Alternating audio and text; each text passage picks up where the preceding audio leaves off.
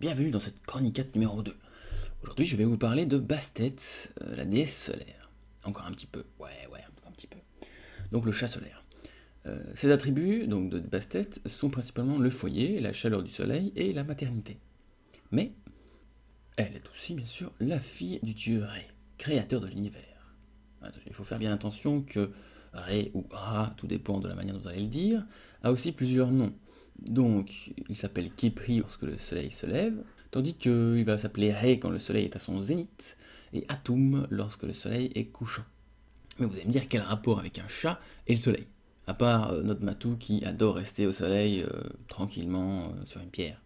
Eh bien c'est très simple, le chat, ou Bastet, déesse chat, est la gardienne, le garde du corps personnel du dieu soleil. Eh ouais, rien que ça. Et son but, un petit but, tout petit, hein, donc libérer le soleil de l'emprise d'Apophis, le dieu serpent, qui va chercher à le détruire afin de détruire notre monde. Voilà, simple, concis.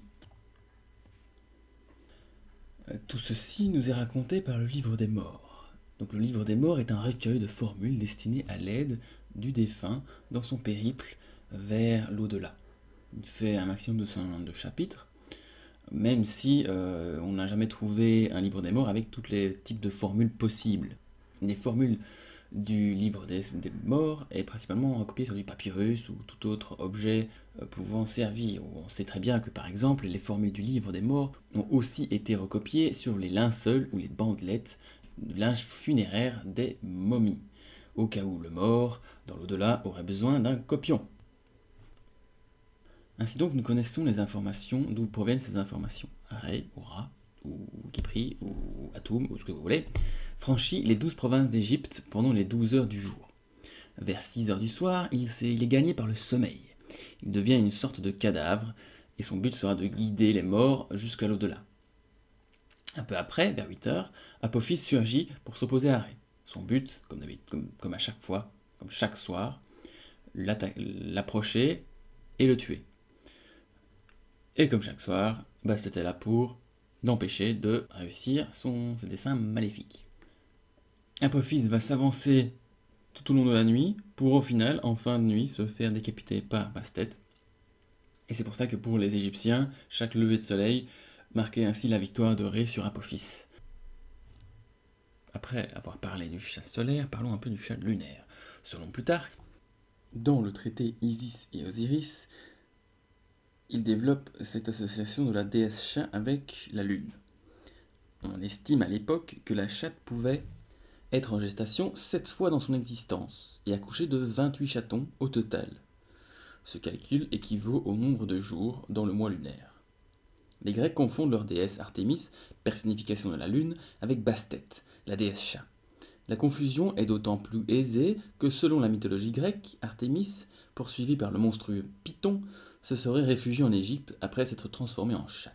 L'assimilation du chat à la lune tient à un détail physique.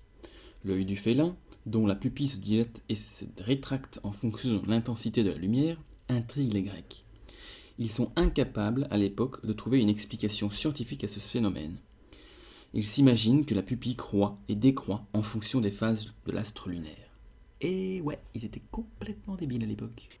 Pour finir, on va terminer avec une anecdote architecturale. En France, l'église Saint-Michel de l'Escure, qui est un chef-d'œuvre de l'art roman bénédictin, plus ou moins vers 1150, a quelque chose de spécifique, de spécial par rapport à toutes les autres, on va dire, églises qu'il y a dans le monde ou dans la France, etc. C'est que elle possède des représentations avec des têtes de chat. Il y a 24 têtes de chat, 23 petites et une très grosse, qui vont représenter donc les 24 heures du jour.